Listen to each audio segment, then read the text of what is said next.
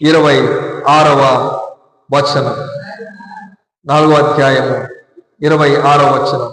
కోపపడుడి కానీ పాపము చేయకుడి, సూర్యుడు అస్తమించు వరకు మీ కోపము నిలిచి ఉండకూడదు, అపవాదికి చోటియకుడి అని దేవుని వాక్యము సెలవిస్తాం. ఏమంటున్నాడు?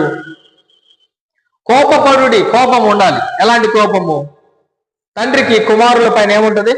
కోపం ఉంటది. ఆ కోపము చచ్చేంతగా కొడతాడా? చచ్చేంత కొడతాడా? కొట్టాడు కదా.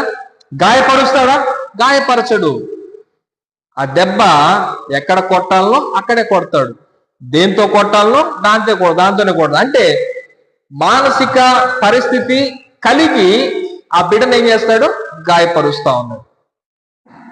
విచక్షణారహితముగా కొట్టకూడదు బిడ్డలని కదా.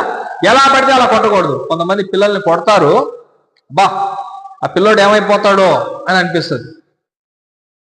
నేను వచ్చినప్పుడు నేను నా సంగతి చెప్తాను. మా నాన్న ఏదంటే అది తీసుకొని కొట్టేవాడు. హల్లెలూయా. ఏదంటే అది తీసుకొని కొట్టేవాడు. చేతిలో ఏముందా అని కూడా చూసేవాడు కాదు. నేను వర్క్షాప్లో పనిచేసేటప్పుడు చిన్నపిల్లవాడిని పనిచేస్తున్నాను. ఆయన పని చేసే టయానికి ప్రతి సామాన్ రెడీగా ఉండాలి. పొరపాటున లేట్ అయిందా, చేతిలో ఏది ఉంటే అదే, ఏది లేదనుకో చెప్పు తీసుకొట్టేస్తాడు. అటువంటి విచక్షణారహితముగా అటువంటి కోపం పని కాదన్నాడు. నువ్వు చెప్పు, 1-2 సార్లు చెప్పు, పర్లేదు, చెప్పి నువ్వు తెప్పించుకొని మాట్లాడు. ఒక మనిషితో మనం ప్రేమగా మాట్లాడటం ద్వారా రూపాయి పని చేసేవాడు 10 రూపాయలు పని చేస్తాడు. ఒక మనిషితో ప్రేమగా మాట్లాడడం ద్వారా ఇంత పని చేసేవాడు ఎంతో పని చేస్తాడు. నువ్వు కోప్పడి, నువ్వు భయపెట్టి నువ్వు పని చేయించుకోవాలనుకుంటే ఇంత చేసేవాడు ఇంత చేస్తాడు. ఎందుకు? నీ బుద్ధి అంతే కాబట్టి, నీ బుద్ధి మారదు కాబట్టి వాడేంది, నీకేది నేను చేసేది, ఉదరగా నేను ఎందుకు చేయాలి, ఇటువంటి ఆలోచనలోనికి పోతాడు. అయితే తండ్రి కుమారులు ఉన్నప్పుడు విచక్షణారహితంగా పిల్లల్ని కొట్టకూడదు. ఎలా పడితే అలా కొట్టకూడదు.